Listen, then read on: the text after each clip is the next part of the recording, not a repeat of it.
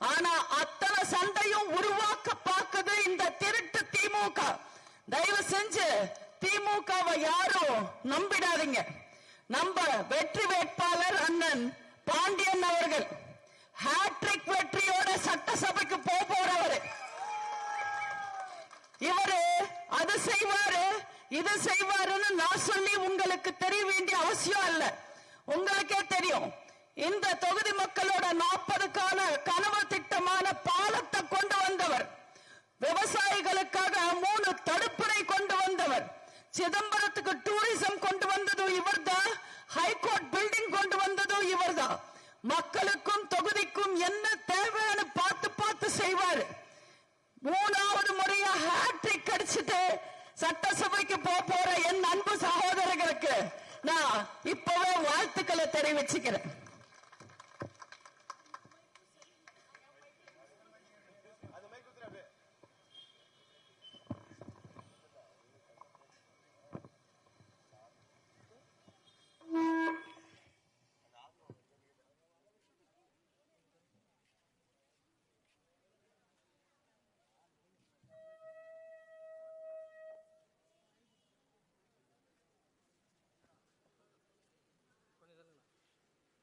இந்த திமுக இருக்கு, நல்லா இருக்குல்ல? இந்த திமுக இருக்கு, மக்களை ஏமாத்துறதுக்காக பஞ்சாயத்து தேர்தலா இருக்கட்டும், பாராளுமன்ற தேர்தலா இருக்கட்டும், மக்களுக்கான திட்டங்களை பேசாம பிஜேபி உள்ள வந்துடும் பிஜேபி உள்ள வந்துடும் பிரச்சாரம் பண்ணிக்கிட்டு இருப்பாங்க. இப்ப எல்லாம் ஸ்டாலின் வீட்டுல தூங்கும் போது கூட கொசு வந்துடும் ஜன்னலை சாத்துன்னு சொல்றதுக்கு பதிலா பிஜேபி உள்ள வந்துடும் ஜன்னலை சாத்துன்னு சொல்றாரா. அவருக்கு என்னாச்சு, உண்மையில மேட்டர் என்னன்னு நான் ஒரு திமுக காரனை கேட்டேன். போனவங்க எல்லாரும் நம்பாளுங்க தானே, இப்ப திமுக நிறைய ஃப்ரெண்ட்ஸ் இருக்காங்க, நம்ம கேட்டா விஷயத்த சொல்லுவாங்க. அவர் சொன்னாரு, இதே டவுட் தான் திமுக ஸ்ட்ராட்டஜி டீமுக்கும் வந்தது. அவங்களும் ஸ்டாலின் கூட உட்கார்ந்து பேசி டிஸ்கஸ் பண்ணாங்க அப்படின்னு சொன்னாங்க. அவங்க எப்படி பேசினாங்களோ நான் அதே மாதிரி உங்களுக்கு சொல்றேன். ஸ்டாலினும் அவரோட ஸ்ட்ராட்டஜி டீமும் உட்கார்ந்து பேசினாங்களா. ஸ்டாலின் சொன்னாரா பிஜேபி உள்ள வந்துடும் ஓட்டு கேட்போமான்னு. அதுக்கு அவங்க ஸ்ட்ராட்டஜி டீம், இது ரொம்ப பழைய உருட்டுங்க, மக்கள் எல்லாம் நம்ப மாட்டாங்க, வேற ஏதாவது சொல்லுவோம். உடனே ஸ்டாலின், நம்ம நீட்டை ஒழிச்சிடுவோம்னு சொல்லி ஓட்டு கேட்போமா அப்படின்னு கேட்டாரா. உடனே ஸ்ட்ராட்டஜி டீம், மக்கள் எல்லாம் ரொம்ப கேவலமா காரி துப்புவாங்க, பரவாயில்லையான்னு கேட்பான். உடனே ஸ்டாலின், அப்போ நடிகர் கூட்டம் எல்லாம் தற்குறிங்கன்னு பேசி ஓட்டு கேட்போமான்னு. அதுக்கு ஸ்ட்ராட்டஜி டீம், உங்க மகன் உதயநிதி மட்டும் என்ன உப்பு சத்தியாகிரகம் பண்ணிட்டு அரசியலுக்கு வந்தாங்கன்னு கேட்பாங்கன்னு. உடனே ஸ்டாலின், அப்போ கனிமொழியை அமிச்சு ஓட்டு கேட்போமான்னு. அதுக்கு ஸ்ட்ராட்டஜி டீம், அந்த அம்மாவை தூத்துக்குடியிலேயே உள்ள விட மாட்டேன்றாங்கன்னு சொல்லுவாங்க. அப்போ கமலன்வர், அவரோட கட்சிக்காரங்களை கட்ட பணம் எப்ப திருப்பி கொடுப்பாங்கன்னு காத்துக்கிட்டு இருக்காங்க, அவர் சரிப்பட்டு வரமாட்டாருன்னு சொல்லுவாங்க. அப்போ திருமா அப்படின்னு கேட்பார் ஸ்டாலின். அவர் சொந்த கட்சிக்கு ஓட்டு போட வேண்டாம்னு சொன்னதுக்கு சொந்த தொண்டர்கள் காரி துப்புறாங்க, அவரும் சரிப்பட்டு வரமாட்டாருன்னு சொல்லுவாங்க. நம்ம உதயநிதி ஃப்ரெண்ட்ஸ் எல்லாம் வச்சு ஓட்டு கேட்போமா அப்படின்னு ஸ்டாலின் கேட்பாரு. எதுக்குங்க, போலீஸ் எல்லாம் போதை கேஸ்ல நம்மளையும் சேர்த்து வச்சுக்கிறதுக்கா, அதெல்லாம் வேணான்னு சொல்லுவாங்க. சரி பிரேமலதாவை அனுப்பி ஓட்டு கேட்போமான்னு கேட்பாரு. 10 பைசாக்கு பிரயோஜனம் இல்லைங்க, ஓட்டு போட வந்தவங்க கூட போட மாட்டாங்க, அதுவும் வேணாங்கன்னு சொல்லிடுவாங்க. அப்போ நம்மள கும்பிடுற குருசாமி ஓபிஎஸ் அமிச்சு ஓட்டு கேட்போமான்னு. அதுக்கு ஈய செம்பு பித்தளை செம்பு கூட கடையில கொடுத்தா ஒரு ரேட்டு போகுது, இந்த பன்னீர் செம்பு சுத்த வேஸ்டா இருக்குன்னு ஏற்கனவே கலாய்க்கிறாங்க, அதுவும் சரிப்பட்டு வராதுன்னு. சரி வைகோவை அமிச்சு ஓட்டு கேட்கலாமான்னா, அந்த மானஸ்தனையாங்க, அவரை வைகோன்னு யாரும் கூப்பிடுறது இல்ல, அரசியல் சைக்கோன்னு தான் கூப்பிடுறாங்க, அவருக்கும் ஒரு ஓட்டு வராதுன்னு சொல்லுவாங்க. கடைசியில ஸ்ட்ராட்டஜி டீம், 5 வருஷமா ஆட்சி பண்ணீங்களே, ஏதாவது ஒரு சாதனைய சொல்லுங்க, அத பேசி ஓட்டு கேட்போன்னுவாங்க. ஒரு நாள் முழுசா யோசிச்ச ஸ்டாலின் எதுவுமே இல்ல, நம்ம பழையபடி பிஜேபி உள்ள வந்துடும் சொல்லியே ஓட்டு கேட்போம், அதுதான் நம்மளுக்கு பழகிடுச்சு, அப்படியே போவோம். ஸ்டாலின் அதேதான் வராரு. இந்த தேர்தல் தமிழ்நாட்டுக்கும் டெல்லிக்கும் ஆன தேர்தல் சொல்றாங்க, கிடையாது. இந்த தேர்தல் அதிமுகவுக்கும் திமுகவுக்கும் ஆன தேர்தல். இது நல்ல சக்திக்கும் தீய சக்திக்கும் நடக்கிற தேர்தல். இவர் ஸ்டாலின் சொல்றது எப்படி இருக்கு தெரியுமா? தமிழ்நாட்டுக்கும் டெல்லிக்கும் போட்டின்னு சொல்றது, நடக்கிறது என்னமோ ஐபிஎல் மேட்ச், ஆனா போட்டி சென்னை சூப்பர் கிங்ஸ்க்கும் சவுத் ஆப்பிரிக்கா டீமுக்கும் அப்படின்ற மாதிரி இருக்கு.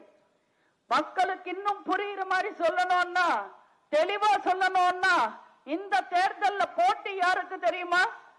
மக்களுக்கும் திருட்டு திமுகவுக்குமான போட்டி, மக்களுக்கும் போலி வாக்குறுதி திமுகவுக்குமான போட்டி, மக்களுக்கும் பெண் விரோத திமுகவுக்குமான போட்டி, மக்களுக்கும் சட்டம் ஒழுங்கு கெடுத்த திமுகவுக்கும் போட்டி, மக்களுக்கும் போதைய தமிழ்நாட்டில் வளர்த்த திமுகவுக்குமான போட்டி. மக்கள் இந்த தேர்தலில் ஜெயிக்கணும்னா அதிமுக ஜெயிக்கணும். அதிமுக ஜெயிச்சா மக்கள் ஜெயிச்ச மாதிரி, திமுக ஜெயிச்சா அநியாயம் ஜெயிச்ச மாதிரி, அராஜகம் ஜெயிச்ச மாதிரி, அட்டூழியம் ஜெயிச்ச மாதிரி. தயவு செஞ்சு திமுக காரங்களை நம்பாதீங்க. திமுக எப்பவுமே வருவாங்க, வகை வகையா விளம்பரம் தருவாங்க, பொய்யான வாக்குறுதி கொடுப்பாங்க, மக்களை ஏமாத்துவாங்க.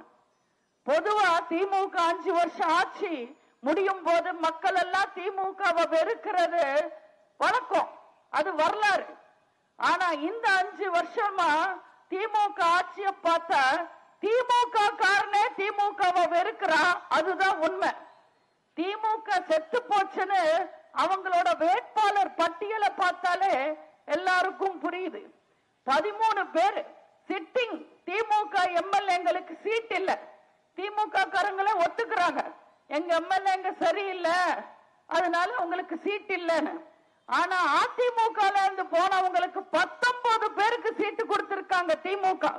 ஏன்னா அவங்களுக்கு சொந்தமா கட்சி நடத்தவும் தெரியாது, ஆட்சி பண்ணவும் தெரியாது.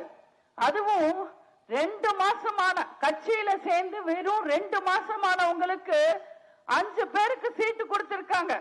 அடுத்த கட்சியில இருந்து வந்தவனுக்கு சீட்டு. ஆனா 50 வருஷமா கருணாநிதியில இருந்து இன்பநிதி வரைக்கும் கோவணம் துவைச்சு கொத்தடிமையா வாழ்ற திமுக காரனுக்கு சீட் இல்ல. நம்ம 10 ரூபாய்க்கு பேட்டரி வாங்கினா கூட பிளஸ் மைனஸ் 2 இருக்கும். ஆனா திமுக காரனோட வாழ்க்கையில மைனஸ் மட்டும் தான் இருக்கும். அதுதான் கருணாநிதியோட குடும்பத்துக்கு பிளஸ். நம்ம புரட்சி தலைவர் என்னைக்கு திமுகவை விட்டு வெளியில வந்துட்டாரோ அன்னைக்கே அந்த கட்சியில இருந்து சூடு சொரண மானம் ரோஷம் வெக்கம் கடமை கண்ணியம் கட்டுப்பாடு கொள்கை நல்லாட்சி இப்படி எல்லா நல்ல விஷயங்களும் வெளியில வந்துடுச்சு. திமுக கருணாநிதியோட கொத்தடிமைகள் மட்டும் இருந்துட்டாங்க. அந்த கொத்தடிமைகளையும் காலி பண்ணி ஸ்டாலின் புதுசா கொத்தடிமைகளை சேர்க்க பாக்குறாரு. திமுகக்கும் அதிமுகக்கும் ஒரே ஒரு எழுத்து தான் வித்தியாசம், ஆ என்ற எழுத்து மட்டும்தான் வித்தியாசம். ஆனா அந்த ஆளதான் எல்லாமே இருக்கு. அன்பு அறிவு அரவணைப்பு அதிகாரம் அதிகாரத்துல பங்கு எல்லா நல்ல விஷயங்களும் அதிமுக தான் இருக்கு. அதிமுக தமிழ்நாட்டு மக்களோட விலாசம், நல்லாட்சியோட அடையாளம், தமிழக மக்களோட தேர்வு. இந்த தீய சக்தி திமுகவுக்கு ஒரு தீர்வு. தயவு செஞ்சு வருகின்ற ஏப்ரல் 23ஆம் தேதி தமிழ்நாட்டை காப்பாற்றுறதுக்காக வந்திருக்கிற இந்த தேர்தல்ல அண்ணனுக்கு ஓட்டு போடுங்க, ரெட்டாலைக்கு ஓட்டு போடுங்க. அண்ணன் ஜெயிச்சா நீங்க ஜெயிச்ச மாதிரி. ஹேட்ரிக் அடிக்க போறது அண்ணன் மட்டும் இல்ல, இந்த தொகுதி மக்களும் தான் ஹேட்ரிக் அடிக்க போறாங்க.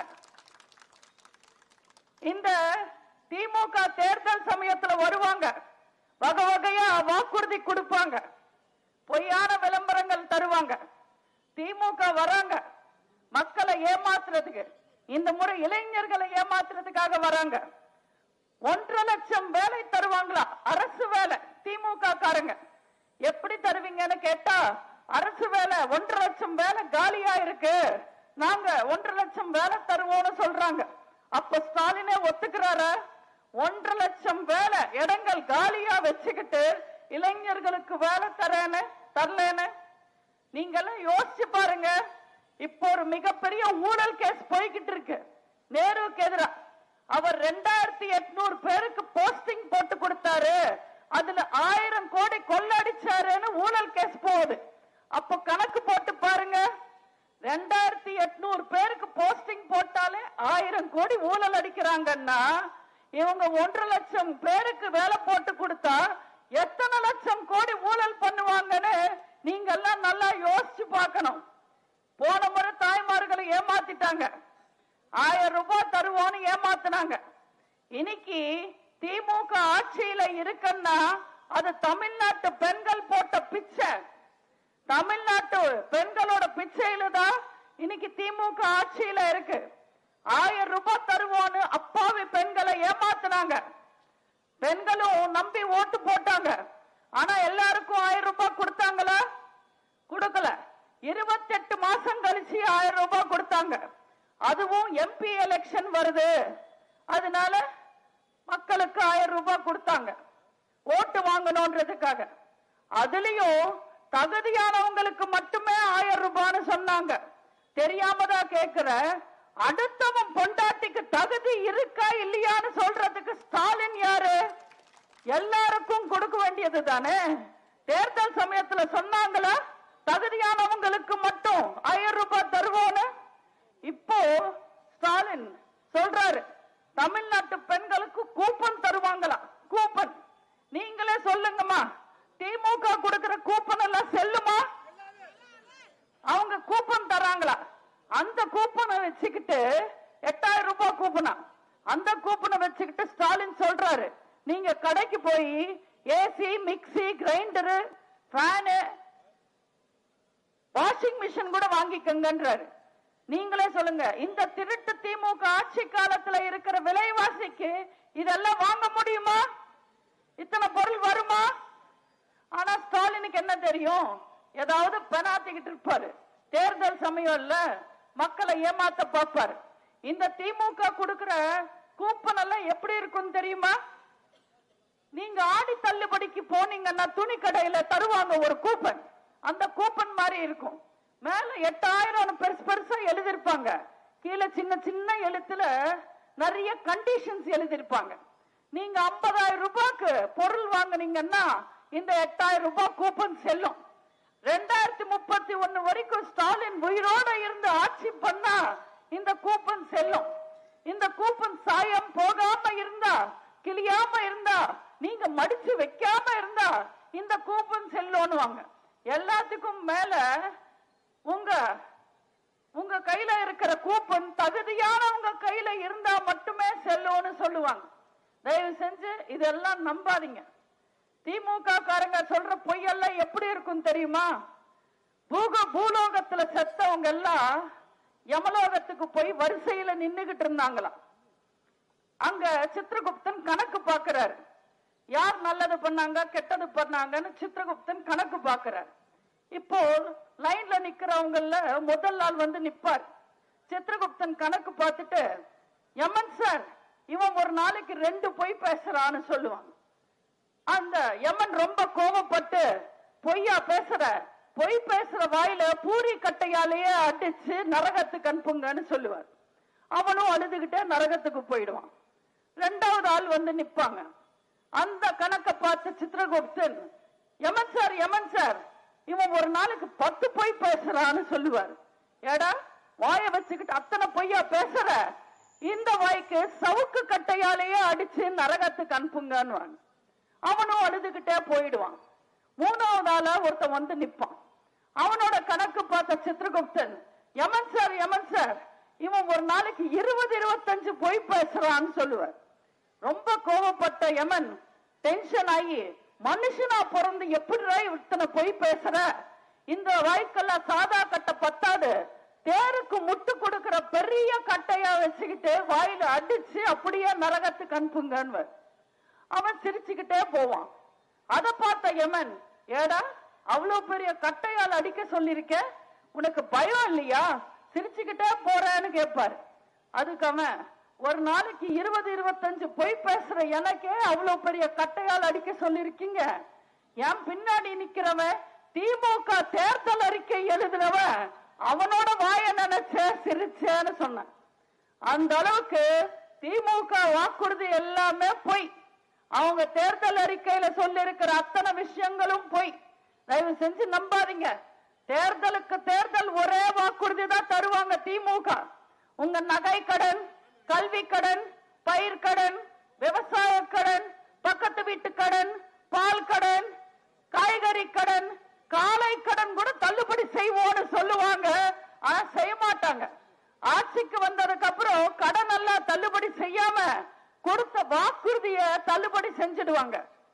நீங்க இந்த முறை எப்பவுமே போடுற மாதிரி அண்ணனுக்கே ஓட்டு போடுங்க, ரெட்டாளுக்கு ஓட்டு போடுங்க, அம்மாக்கு ஓட்டு போடுங்க, அண்ணன் எடப்பாடியாருக்கு ஓட்டு போடுங்க. இந்த முறை நிச்சயமா தமிழ்நாட்டுல அம்மாவோட ஆட்சி, அண்ணன் எடப்பாடியாரோட ஆட்சி. நாங்க ஆட்சிக்கு வருவோம், வந்தவுடனே திமுகவை தள்ளுபடி செய்வோம். நீங்க எல்லாரும் நிம்மதியா இருக்கலாம். இந்த முறை தமிழ்நாட்டு மக்களை புரிஞ்சுக்கிட்டு உங்க தேவைகளை தெரிஞ்சுக்கிட்டு நம்ம அண்ணன் எடப்பாடியார் அவர்கள் எத்தனையோ திட்டங்களை கொண்டு வந்திருக்காரு மக்களுக்காக. 297 திட்டங்களை கொண்டு வந்திருக்காரு நம்ம அண்ணன் எடப்பாடியார். நம்ம திட்டங்கள் எல்லாம் பார்த்து ஸ்டாலின் சொல்றாரு, இந்த திட்டங்கள் எல்லாம் நிறைவேற்றவே முடியாதுன்னு. யார்கிட்ட வந்து பேசுறாங்க? மக்களால் நான், மக்களுக்காகவே நான் வாழ்ந்த அம்மாவோட அதிமுக இது. புரட்சி தலைவர் ஆரம்பிச்ச அதிமுக இது. நாங்க சொன்னது மட்டுமே தான் செய்வோம், செய்யறது மட்டுமே தான் சொல்லுவோம். தாலிக்கு தங்கம் திட்டம், மாணவர்களுக்கு மடிக்கணினி திட்டம், முதியவர்களுக்கு பென்ஷன், நம்ம 100 யூனிட் இலவச மின்சாரம், கோவில்ல அன்னதான திட்டம், நாகூர் தர்கா சந்தன கூட்டுக்கு சந்தனம் கொடுக்கிற திட்டம், ஹஜ் யாத்திரைக்கு நிதி உதவி, ஜெருசலம் யாத்திரைக்கு நிதி உதவி, அத்தனை தரப்பு மக்களுக்கும் சமமான ஆட்சி கொடுத்த ஒரே ஆட்சி அனைத்து இந்திய அண்ணா திராவிட முன்னேற்ற கழகம்.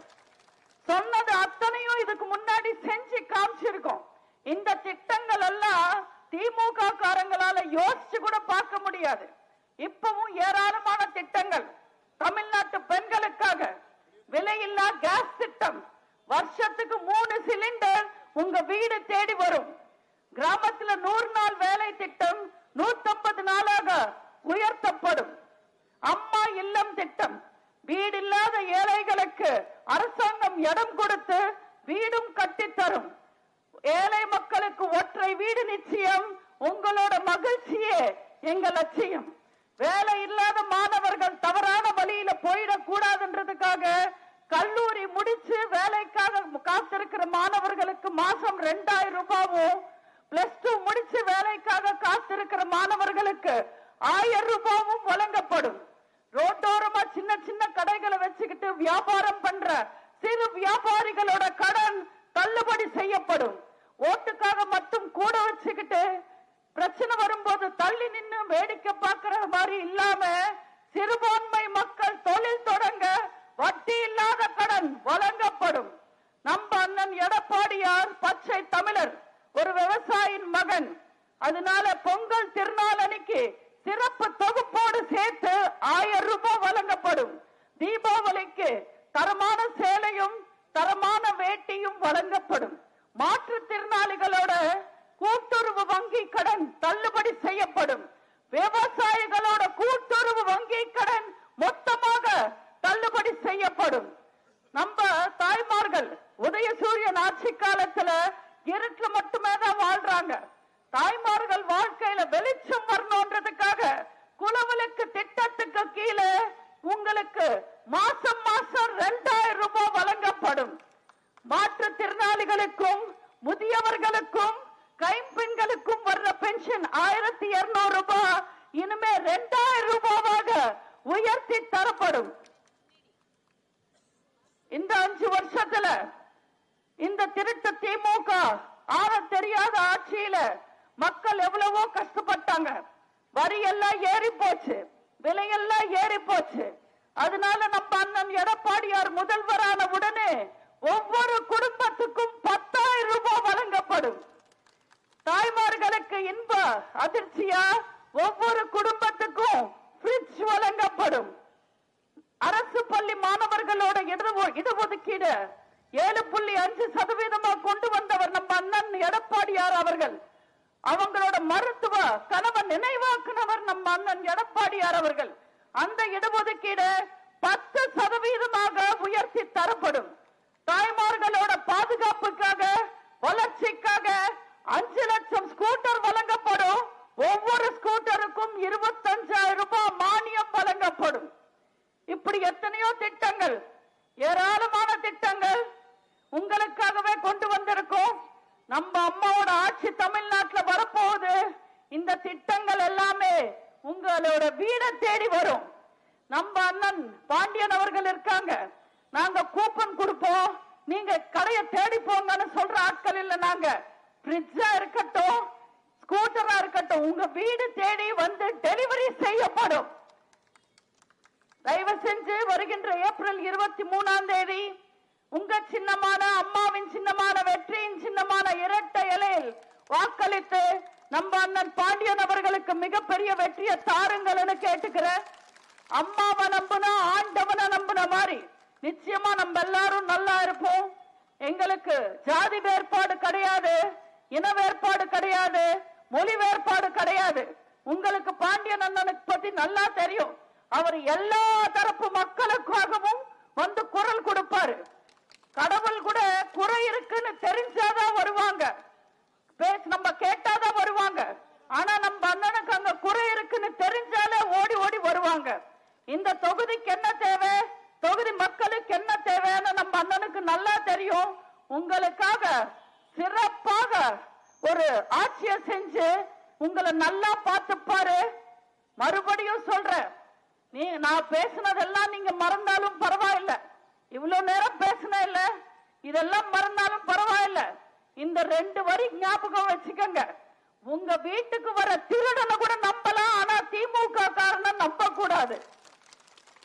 குரங்குக்கு கோட்டு போடுறதும் திமுகக்கு ஓட்டு போடுறதும் ஒண்ணுதான், ஒரு பிரயோஜனமும் இல்ல.